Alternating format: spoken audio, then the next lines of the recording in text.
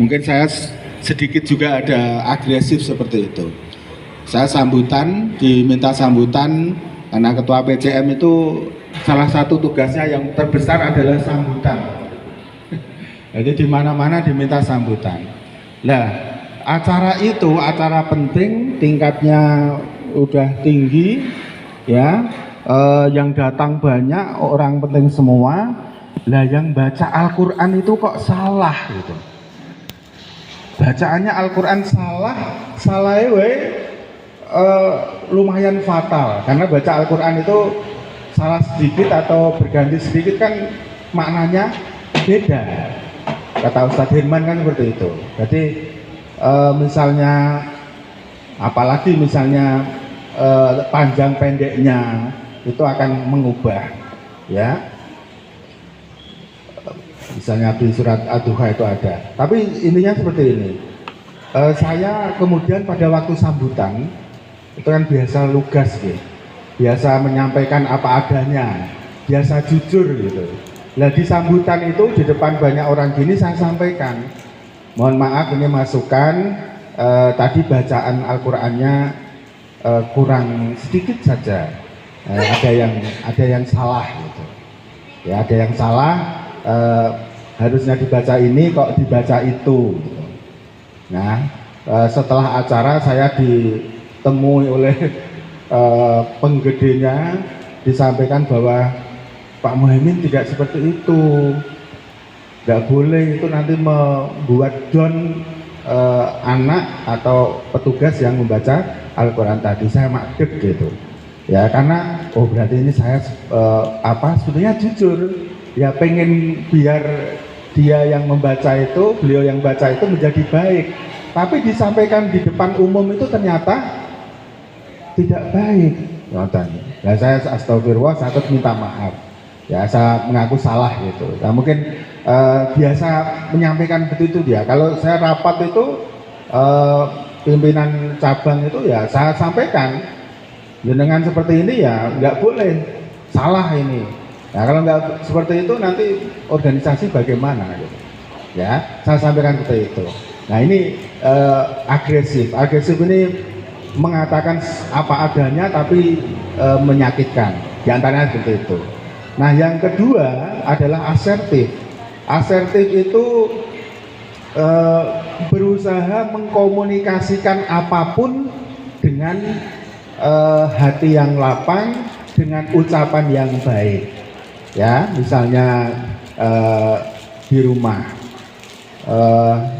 kita itu kan sering lihat TikTok gitu ya, suami istri gitu mempunyai uang 2 juta, yang 1 juta dikasihkan istrinya, yang 1 juta suaminya bilang, Bu ini yang 1 juta untuk ibu untuk setiap bulanan, yang 1 juta mau saya kirim kepada ibuku, ya artinya kepada keluarganya. Seorang istrinya itu yang menerima, ya ya terima kasih, saya terima saja gitu. Tapi setelah itu diem, apa-apa diem, serah gelem ngomong, ya kan suaminya bingung. Iki berarti kayak duit sak yuto kok meneng wae, ditakoni amendi Bu, kayak kopi Bu, jadi apa-apa nggak mau gitu, nggak mau ngomong, sikapnya juga menjauh dan sebagainya, ya. Maka seorang suami kan, wah itu kalau yang dia marah kan, ini bojo kok ora belas ora menghormati lanang berarti kayak duit kok malah seperti itu. Ternyata kalau dikomunikasikan pas waktu yang senggang, Bu ngopo toh kok mau sikapnya beda. Ya wis ngene wae Pak, wis duit iki sayuta tak balekke. Jenengan sing ngatur, jenengan sing tuku sayur, tuku janganan, tuku macam-macam, gua aku sing masak. Sing sayuta dikake ibu ndak apa-apa. Nah, bingung. Sing lanang bingung, waduh aku lek ngatur kepiye iki. Oh, ternyata suaminya paham, oh ternyata ini berarti istri saya tidak setuju kalau uangnya dikasih sama ibunya atau mertuanya. Nah kalau dikomunikasikan gitu kan baik, oh jadi tahu gitu ya. Karena suami kadang apa adanya, udah dikasih, ini udah capek-capek pulang kerja, capek-capek dari kegiatan dan sebagainya, kok malah disikapi dengan itu. Kalau seorang yang egois kan, wah aku ini kepala keluarga ya, aku ini sudah mencari nafkah ke sana kemari, sikil digawe sikil semacam-macam itu yang disampaikan itu. Nah maka orang asertif ini akan mengkomunikasikan, akan menanyakan baik-baik, enggak terus didiemin terus, itu enggak. Nah kalau yang mendiamin ini, yang ketiga ini, yang pasif ini, yang pasif itu apa-apa dia diam ya, walau dia tersakiti ya. Kalau di organisasi atau di kantor ada usulan dia yang tidak diterima oleh dalam rapat misalnya, saya utul ini kayaknya bagus, memang bagus, tapi ternyata tidak diterima oleh peserta rapat ya, maka dia diem, kemudian menarik diri. Wis aku ora bakal usul meneh, wis aku wegah ngene iki, wong rapat pendapatku kok ora dinggo. Nah ini banyak kalau di kantor seperti itu, suami istri, di keluarga juga sama ya. Maka orang pasif ini akan merasa terdolimi, padahal dia tidak ngomong apa-apa, yang orang lain juga tidak merasa mendolimi dia ya. Jadi kadang kan kita ini menganggap bahwa kita ini benar, dia salah. Dia juga mengatakan seperti itu, dia benar, kita salah. Lah kok itu wong siji separuh salah separuh benar, itu kok iso gitu. Karena kita menganggap Pak Herman salah, Pak Herman menganggap saya salah di hal yang sama. Ini karena perbedaan paradigma atau cara berpikir. Hal yang sama tapi yang satu menganggap salah, yang satu menganggap benar. Nah ini orang pasif, yang sifatnya pasif ini akan terus meneng wae, terus pokoknya nanti menarik diri, dendam, terus aku ora bakal ini. Nah ini isinya mutung, nah, mutung kasarung. Nah itu nggak mau. Di organisasi juga sama, di ranting, di cabang, di daerah, di wilayah, di pusat itu banyak orang yang seperti itu ya. Karena apa? Karena menganggap bahwa pendapatnya itu paling benar, tapi kok nggak ada yang setuju gitu loh.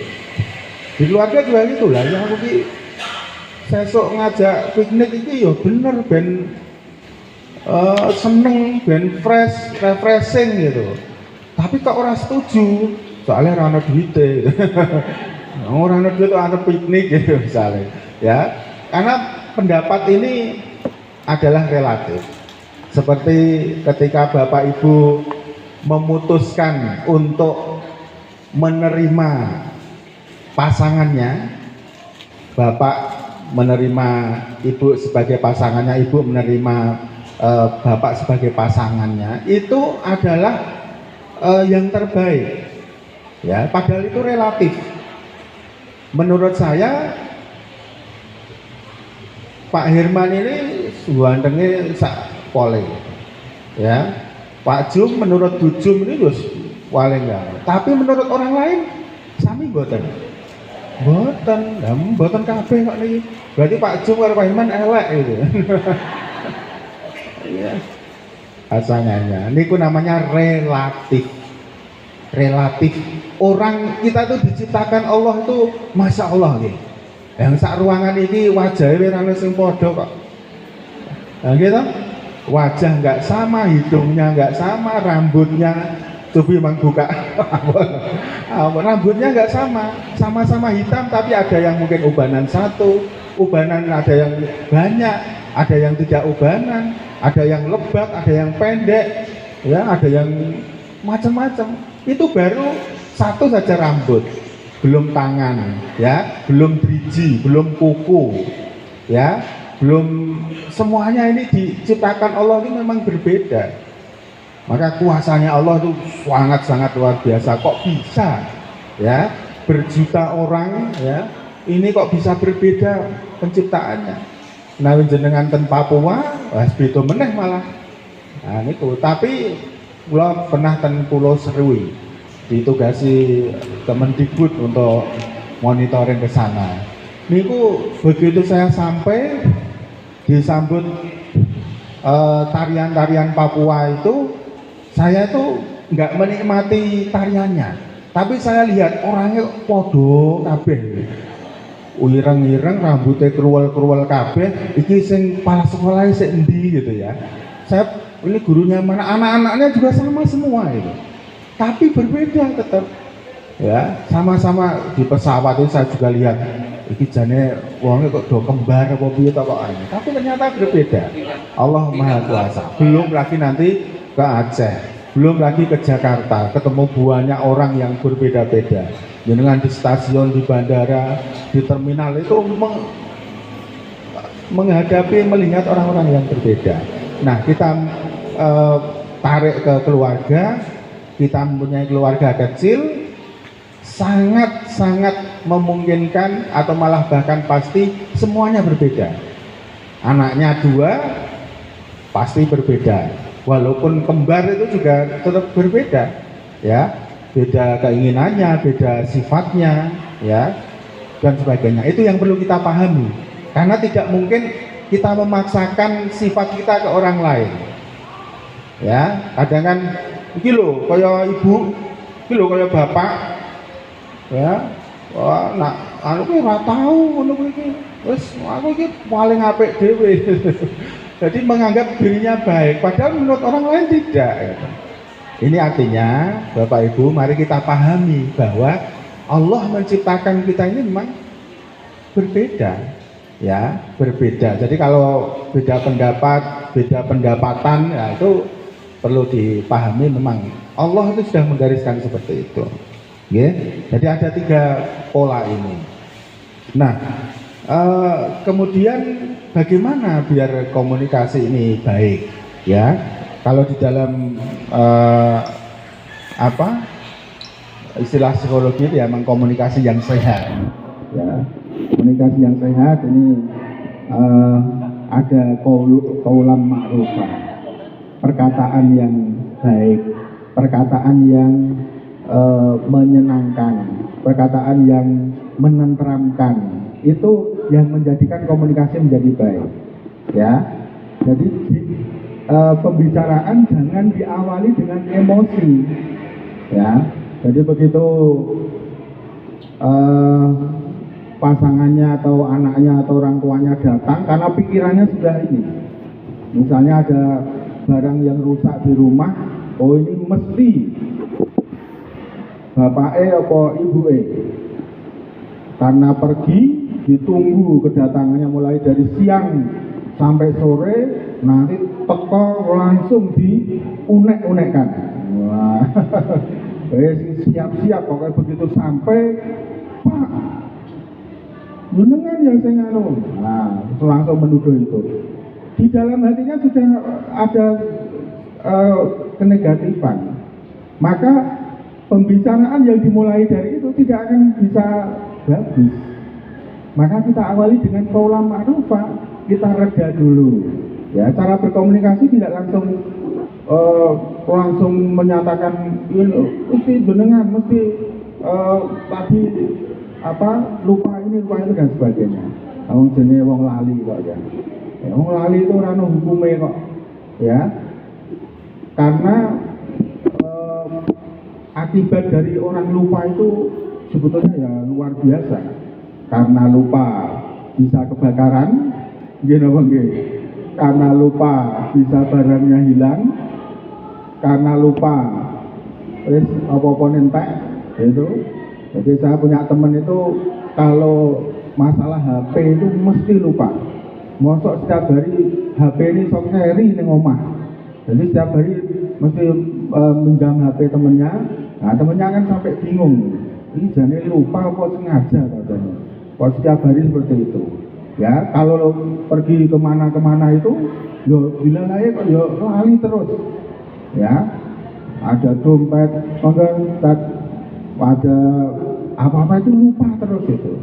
Tapi kan itu manusia. Ya, wong sholat lali wae. Sholat masuk lali. Tapi gimana nih? Wonten nggih. Mungkin karena tidak dengar ya. Jadi kalau ada kegiatan di luar di mana nggak ada sinyal, nggak ada adzan, itu kan kita kadang lupa ada kegiatan. Oh ngerti mau adzan toh. Kita nggak tahu itu. Oh lupa berarti kita nanti setelah lupa melaksanakan itu. Nah, lupa itu nggak ada hukumnya. Ya maka kita harus pahami bahwa semuanya itu adalah digariskan Allah dan itu memang sifat dasar dari manusia. Ada juga mu'asarah bil ma'ruf. Jadi menghormati lawan bicaranya menyampaikan ya kita dengarkan. Ya, yang terjadi itu kadang seperti ini. Ini terjadi di sana di tempat saya. Ya. Ibu-ibu ada 5 atau 4 orang itu, anakku ini. Yang satu apakah menanggapi, oh iya, putranya saya dia pinter. Yang lain nanti, anakku yang ini kok, anakku yang papat ngomong anakku kabeh. Dan siapa yang mau mendengarkan? Padahal orang yang mendengarkan itu akan ini, wah bagus ya, wah hebat keren putranya ibu itu. Itu kan menanggapi akan berbeda. Ya, kita mendengarkan dengan mu'asarah bil ma'ruf dengan baik. Kemudian musyawarah. Ya, musyawarah itu tadi dalam hal memutuskan sesuatu, misalnya tadi suaminya akan memberikan uang kepada keluarganya, ya ngomong dulu ke pasangan. Ya, Pak, Bu, ini Ibu, Bapak di kampung ini membutuhkan uang, kira-kira kita bantu berapa? Kita punya uang segini. Itu kan akan lebih ini. Orang kalau diputuskan bukan kita, ya kita yang meminta keputusan orang lain, kemudian dia yang memutuskan, maka dia akan lebih baik. Ya, daripada kita yang memutuskan ternyata tadi terus diem ya, tidak ngomong apa-apa. Dan yang penting adalah memilih waktu ya, agar kita bisa menyampaikan dengan baik. Nah, pas kita kan tahu gitu, anak kita, suami kita, istri kita itu waktu yang pas untuk ngomong itu kapan itu kan kita tahu. Ya, kalau banyak itu yang menyampaikan pada waktu makan bareng. Tapi makame ora tahu bareng. Sing siji ning kene, siji ning kono, waktunya sama tapi tempatnya berbeda. Nah ini juga komunikasinya kurang baik. Maka memilih waktu agar yang kita unek-unek kita ini bisa kita selesaikan. Nah, apa masalah yang lain yaitu ekonomi. Ini juga menjadi keluarga yang tidak bisa maksimal ya karena ekonomi. Ya, uang yang didapat itu tidak cukup untuk memenuhi kebutuhannya. Maka sama-sama keluarga itu harus membicarakan bagaimana bisa biar finansialnya itu bisa selesai. Kemudian ada nah ini pihak ketiga. Nah ini fenomena yang hampir banyak terjadi dimanapun akibat dari makhluk gepeng. Kenapa nih? HP ini kok ya masalah. Jadi ada karena kita kan berkomunikasi dengan orang lain itu kan tidak ada yang tahu. Ya, Japri itu kan orang lain tidak tahu. Mau ngomong apa, mau ngirim apa dan sebagainya kita tidak tahu. Ya, maka setiap orang, setiap keluarga punya cara tersendiri agar pasangannya tidak mendapatkan orang ketiga ini, ya, walaupun memang ini harus, karena memang kondisinya sudah luar biasa. Coba bayangkan yang bekerja dalam satu ruangan hanya 2 orang misalnya, atasannya dan bawahannya berkomunikasi setiap hari, digawe ke kopi, digawe ke teh setiap hari, ada makanan dikasih dan sebagainya. Sementara yang di rumah kalau pulang itu tadi wis dari siang pokoknya bapak teko wis tak semprot, ini goro-goro wong ini, nah itu sudah berarti di tempat kerja mendapatkan sesuatu yang menyamankan, tapi begitu sampai rumah, nah ini menyebabkan diantaranya adalah itu, ya. Semoga kita terhindar dari hal-hal yang seperti ini, ya. Terus kemudian campur tangan pihak lain, ya, banyak sekali keluarga-keluarga muda yang memutuskan untuk pisah dari orang tuanya, ya, bukan berarti dia tidak senang sama orang tuanya dengan mertuanya, tapi demi tidak ada campur tangan ini, ya, campur tangan dari orang tuanya ini, ya. Kalau apa-apa masih keputusan jangkut sik tak takon ibu sik, tak takon bapak sik, ya, tak takon siapa sik dan sebagainya, maka itu tidak sehat, ya. Jadi perlu dipahami. Kemudian kurangnya empati dan perhatian, ini juga terutama orang-orang yang sibuk di luar, ya, seperti saya ini sudah di Basnas, kemudian ketua PCM, waktunya habis, ya. Kadang itu kalau mau keluar sudah pakai baju seperti ini, anaknya tanya, bapak sampai jam berapa? Itu hafal, nara rapat ya sembuh ning ndi. Nah itu, jadi perhatiannya ke anak, ke keluarga itu kurang. Banyak sekali yang, kalau dulu ada yang pernah cerita, orang pasangannya itu memang aktif di luar, sampai istrinya mengatakan bahwa iki jane seneng omah apa ora to, ning omah kok kaya kebakaran atau pengen metu terus gitu. Bukannya pengen metu terus gitu, tapi memang pekerjaan dan kewajiban. Kalau pekerjaan itu kita mendapatkan maisha, uang, tapi kalau kewajiban kita ini hubungannya dengan Allah. Di Muhammadiyah, di Aisyah ini kan tidak ada yang gaji, maka ketika kita rapat itu ya memang itu sudah dorongan hati.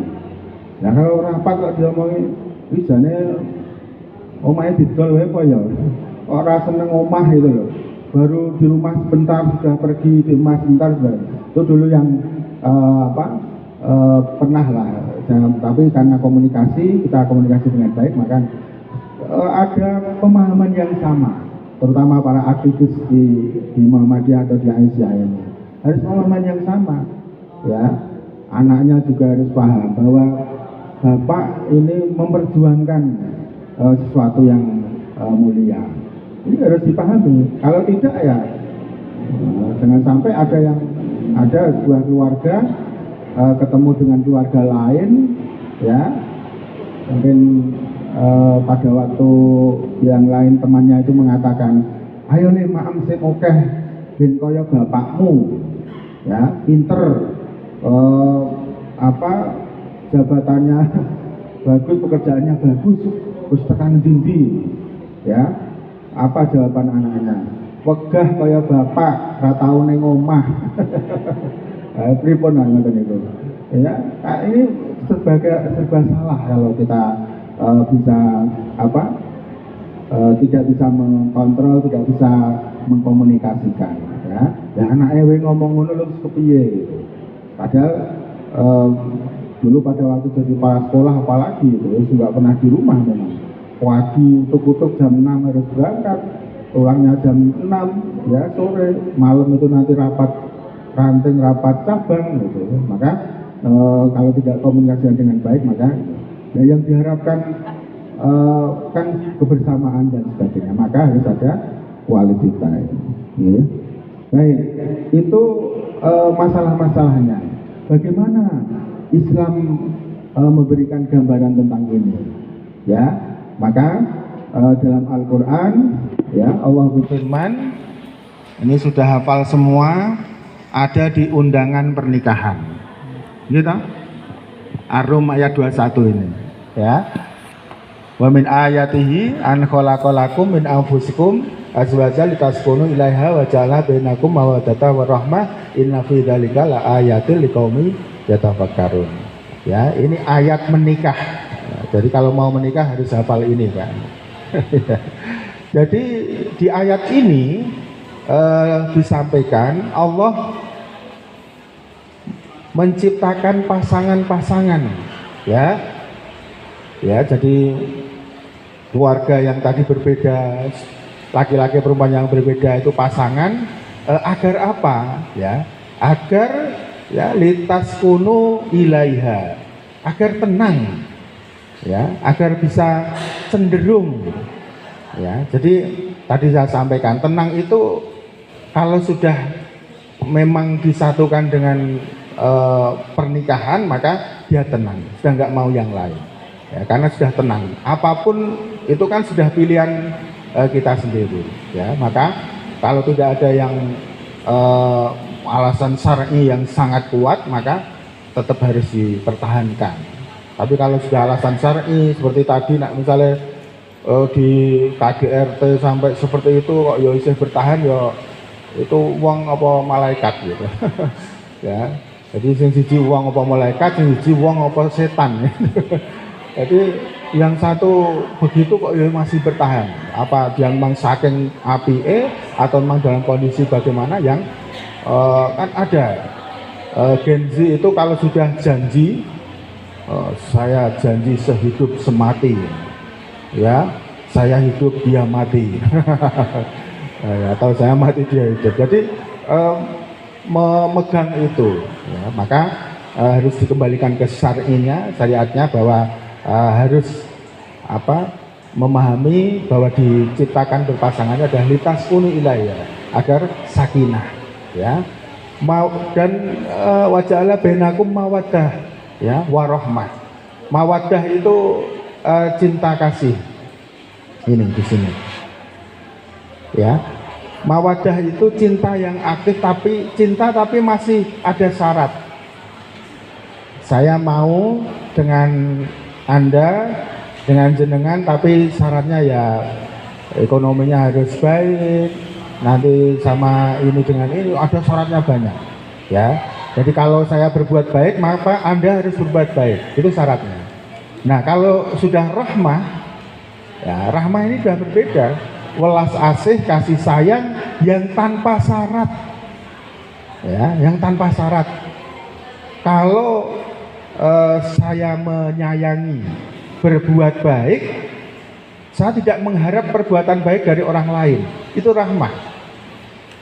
Arep apik karo aku ya monggo, arep ora ya monggo. Biyen pas wonge duwe apa, duwe gawe tak sumbang 100, sesuk aku sumbang aku 100 ya ora apa-apa. Ora disumbang ya kebangetan. Nah, jadi sudah nggak ada pikiran kalau sudah nggak ada. Pun nyumbang ya nyumbang mawon. Kita berbuat baik mawon gitu. Sudah nggak punya pikiran apa-apa. Ya, kalau kamu tidak baik itu urusanmu dengan Gusti Allah. Gitu aja. Ya. Tidak, terus itu tidak menyurutkan kita berbuat baik, tidak, ya, tetap baik terus, ya, itu sudah merahmah, itu yang seperti itu, ya, berbuat baik tanpa syarat, tidak ada syarat yang lain, itu adalah rahmah. Jadi sakinah itu tenang, tidak mau yang lain, mawadah itu cinta kasih tapi bersyarat, ya, masih pengen ini pengen itu, tapi kalau rahmah ini adalah tertinggi. Dia tidak mengendaki apa-apa. Saya pengennya baik, ya. Kalau dia tidak mau baik, kalau dia masih melirik, dia mau masih ini, ya silahkan, itu urusannya dengan Allah. Ya. Ada kewajiban kita terkait dengan ini, judulnya menyemai kader. Dalam Al-Quran surat 66 ayat 6 At-Tahrim ayat 6 ya, kita sudah tahu semua, ku anfusakum wa ahlikum nara. Kita diperintahkan untuk menjaga ya keluarga diri kita dan keluarga kita dari api neraka. Ini nanti hubungannya dengan pengkaderan. Karena apa? Karena keluarga adalah sebagai fondasi pengkaderan. Kita berbicara keluarga pengkaderan, maka tidak bisa lewat SD Muhammadiyah, tidak bisa hanya lewat SMP Muhammadiyah, tapi di keluarga itu bagaimana keluarga bisa menanamkan itu. Kalau memang anak-anak kita pengen jadi kader, di rumah ada Kiai Haji Ahmad Dahlan, ada lambang Muhammadiyah, ya, ada hal-hal yang terkait dengan Muhammadiyah, karena kita pengen kader itu. Nanti kita lihat apa yang maka karena di keluarga adalah sekolah yang pertama, tempat belajar cinta dan lahirnya para pemimpin. Bapak Ibu paham anaknya karakternya bagaimana dan sebagainya, maka bagaimana cara untuk memberikan semangat kepada mereka adalah ahli dari Bapak Ibu semua ya. Nah, walaupun memang kita kadang waktunya habis gitu ya, emosinya kadang tidak stabil karena berbagai masalah dan komunikasi yang tidak baik, maka bagaimana kita mengkader anak-anak kita? Yang pertama, sholat jamaah ya, kita usahakan sholat bareng sama keluarga kita. Yang kedua, tilawah. Ini saya sampaikan terus, bahwa baca Al-Quran setelah maghrib dan setelah subuh meningkatkan kecerdasan siapapun yang membaca beberapa tingkatan ya. Jadi kenapa dulu mengatakan orang yang baca Al-Quran tidak bisa pikun ya, atau pikunnya tertunda, karena membaca Al-Quran ini memang menggunakan semua indera yang ada di dalam tubuh kita. Tangannya membuka mushaf, matanya melihat, mulutnya mengucapkan ya, telinganya mendengarkan, semuanya aktif. Maka tilawah Al-Quran itu akan sangat baik. Kemudian mendekatkan keluarga ke masjid ya. Masjid harus menjadi rumah kedua ya bagi anak-anak kita, bagi kita ya, karena rumah yang pertama di rumah kita sendiri, yang kedua ada apa-apa masjid ya. Kemudian bakso, satunya sedekah infak ya. Tadi malam anak saya tanya, Pak, kenapa Bapak kalau subuh selalu membawa uang dan masuk ke nyemplung ke di kota infak gitu. Jawabnya pripun katanya. Ya, jadi ternyata temannya ada yang tanya, kenapa bapakmu kok selalu nyemplung ke di kota infak itu? Ya, karena kita memang harus memberikan contoh, memberikan ini kepada anak-anak kita. Ya. Kemudian keteladanan pasti. Kemudian doa. Ya, doa anak-anak. Apa doa untuk anak-anak kita? Rabbi habli minas sholihin. Terus Rabbana hablana min azwajina wa dzurriyyatina qurrata a'yun waj'alna lil muttaqina imama. Rabbi ij'alni muqimas shalah wa min dzurriyyati Rabbana taqabbal doa. Itu selalu dibaca untuk anak-anak kita. Kemudian sedekah tadi sudah. Kemudian kaderisasi, coba diajak ke pengajian, coba diajak di rapat ya, coba diajak kegiatan-kegiatan, misalnya ada senam masal dan sebagainya. Kemudian rumah sebagai majelis, artinya quality time, family time itu harus ada ya. Seminggu sekali, 2 minggu sekali, atau sebulan sekali kita memanfaatkan waktu untuk family time.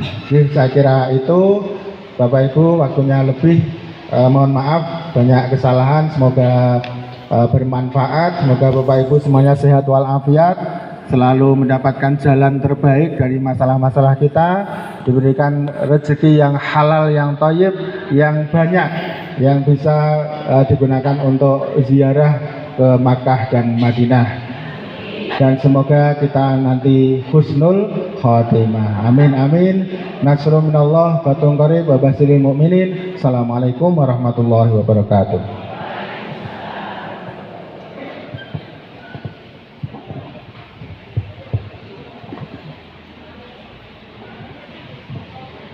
ngaturaken jazakumullah khairan katsiran dari panjenengan Bapak Muhaimin matur nuwun sanget awit awasipun ingin saestu bermanfaat dumateng kita sedaya. Mugi awit saking margisanipun Bapak Muhaimin pikantuk lintu saking dalam Allah Subhanahu wa taala ingkang dikahormati. Dan kita sedaya ingin midhangetaken mugi-mugi saged nambahi pangertosan kita sesama kita amalaken wonten ing panggesaan ing saben dintenipun. Bapak Ibu jamaah rahimakumullah, wonten pinten pengumuman ing sepisan inggih menika dana infak enjang menika makempal 980.000 rupiah. Alhamdulillah alamin. Setunggal yuta kirang kalih dasa. Aten sik badhe genepi Pak Bu. 20.000. Nggih, jazakallah nggih, mangke. Mugi-mugi pikantuk lintu